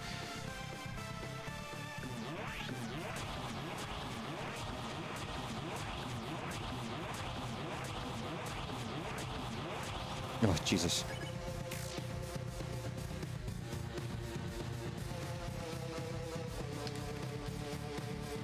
Oh, my God. Sorry. Sorry, Jesus. Nope. Oh, fuck. Give me something, because I'm fucking eating shit right now.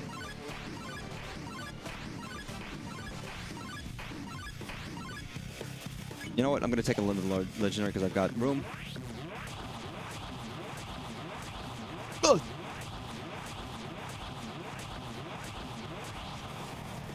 Jesus.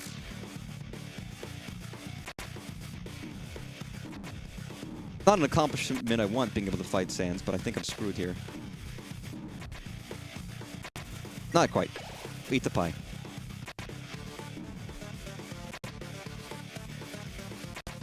Oh, fuck. Oh, I jumped too early. Just go for it. I have no health. Just fucking clutch. Oh.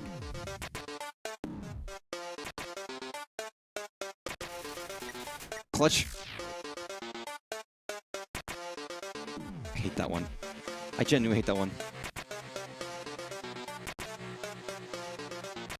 Clutch or kick. There's no way. This is the last attack, and I don't think I can do it. Yep. Fuck. God damn it. Okay. I got to the last attack, alright? I'm not that bad. I almost did it. Oh, I almost did it first try. I could have almost done it if I didn't fuck up the ending there. That's sad. That was pretty good. I gotta give myself props for doing something very depressing. I almost defeated Sans. You know what's harder than Sans? Through the fire and the flames.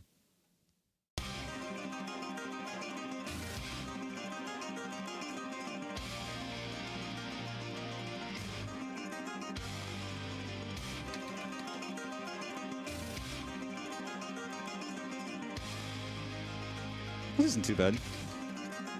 Oh, fuck. Oh, for fuck's sake.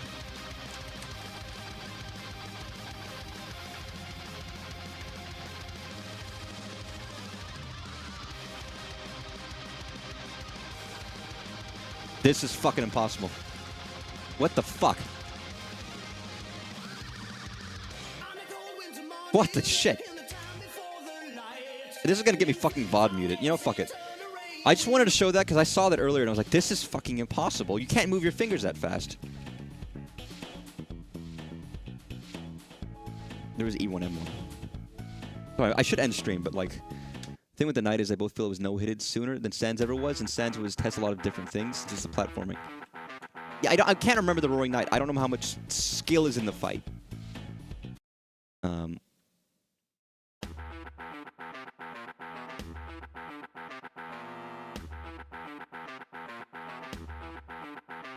I'm curious how many people did the Roaring Knight.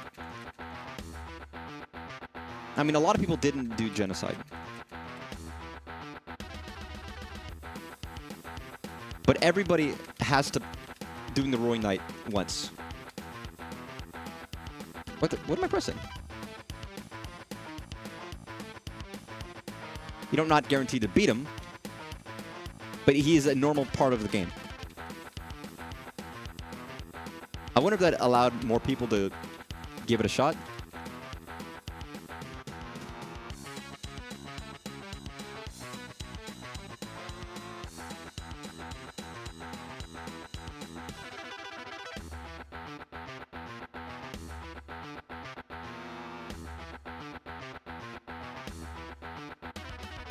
Oh, fuck.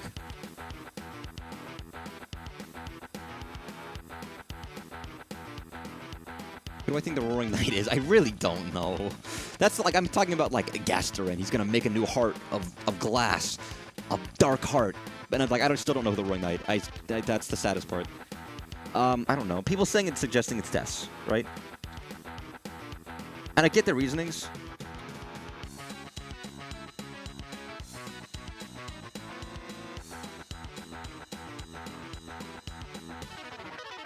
But we don't, again, I guess we don't know what happened to Des. I think it's the assumed that Des died, and it's somehow related to what Asgore did. I suppose if next chapter is about Asgore, if next chapter is about Asgore, it could also tie in with Des in some capacity, and maybe the reveal of the Roaring Knight is there. I guess it could be Carol, but I'm kind of inclined to think it's not Carol. Well, the fact that Chris kind of just doesn't fight back against the Roaring Knight initially is interesting. But you think there would be some repercussions for fighting the Roaring Knight in Chapter 3 by Carol if Carol was the Roaring Knight, right? There might be a different reason that Chris is disinclined to fight the Roaring Knight. So I don't think it would be Carol. I don't know. Maybe I'm wrong, but... The Knight's attacks are a lot, but I think they come in the same order. There's RNG patterns. They are too. They are fairly learnable. There's skill in both. That's why they're very comparable, I think. I don't know which one is actually more difficult. I think I've done all of these. I haven't done Live and Learn, but I don't want to do Live and Learn. I'm sorry. This is... You know what? Wait, no. God damn it. Sorry, there's a... If you press C in your keyboard, it just opens up a fucking browser and not, like, stays in the game. I haven't done Root Buster. Just basic Root Buster.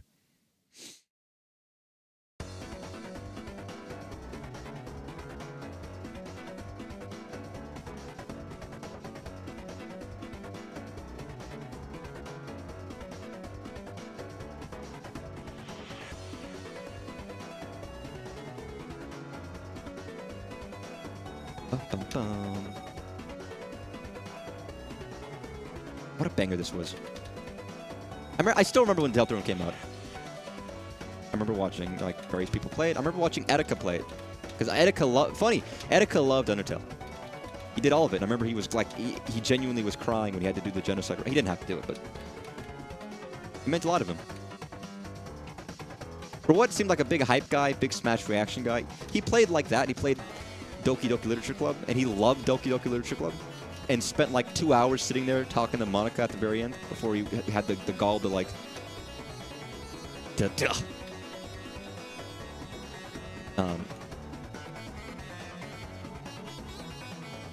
I believe he played just Chapter 1. I don't think he lived to Chapter 2.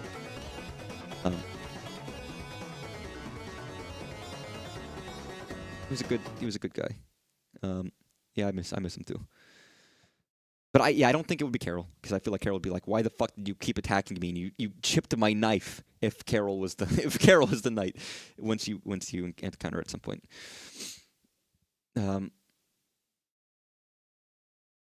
Yeah, that's right. Yeah, it was rough. Back to my point about names. They all have the same very interesting coincidence comment, but the weird one on the list is QC. Guess probably wants to fuck the rabbit girl. Here's the question about... Birdly isn't in Undertale, right? As far as we know. And I guess, can we assume the entire scope of the game of Undertale is every character we see?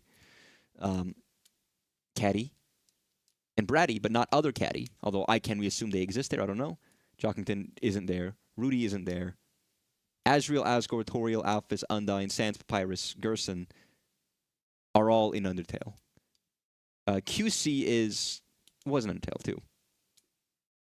Susie was mentioned by one of the Gaster followers by expect Susie spelled with a Z, but we don't see them ever. And they're like, "Oh, you missed your chance to talk to Susie." It was like that was an update to Undertale years later.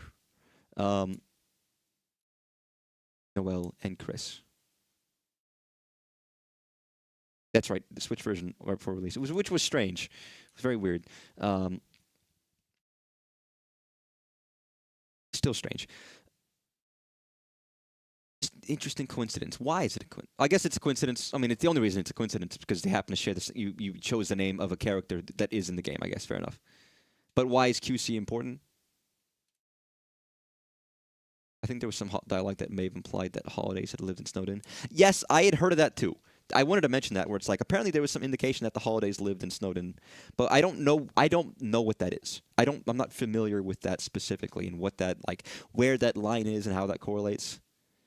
And if there's an implication of there is more people that we see in the games. There's more people in the world than we see in the games. Is that the case? I suppose that must be true. We don't literally meet every single person, do we? Or maybe it's something as simple as the time, there's a different world, alternate reality, timeline change, something that happened, and characters are alive in this one who aren't in the other, or vice versa.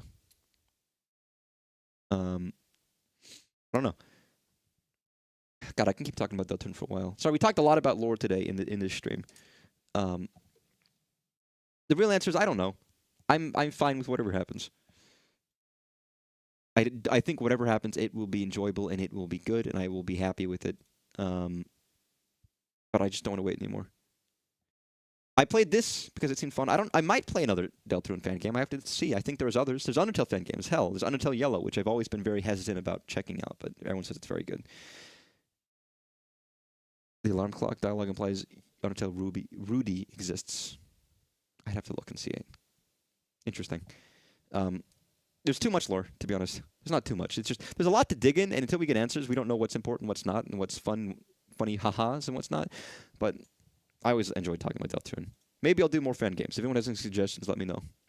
Asgore talks about Rudy in the Undertale alarm clock app. Apparently he died before the barrier broke. Oh, so it is a thing where some people died, where maybe they existed, maybe they didn't exist. Maybe they're alive here and dead there because the world's different. Interesting. Interesting. But yeah, I could talk about Deltarune all night probably, and keep pouring over lines and dialogue and lore and shit. But I don't know. I might play nothing Undertale Deltarune related until chapter 5. But if there's something of interest, I might check it out. But thanks. This was a fun stream. You should really check out the Lightners Live. I'll have a link on YouTube for it. It's very cool. But yeah, that's it for now. If I can stream tomorrow, I will. If I can't, I won't. But regardless, it was fun. Because if it's not fun, why bother? Thanks, everybody. I always appreciate people showing up. Have a good night, everybody. I'm gonna eat dinner now. Bye-bye. Bye-bye.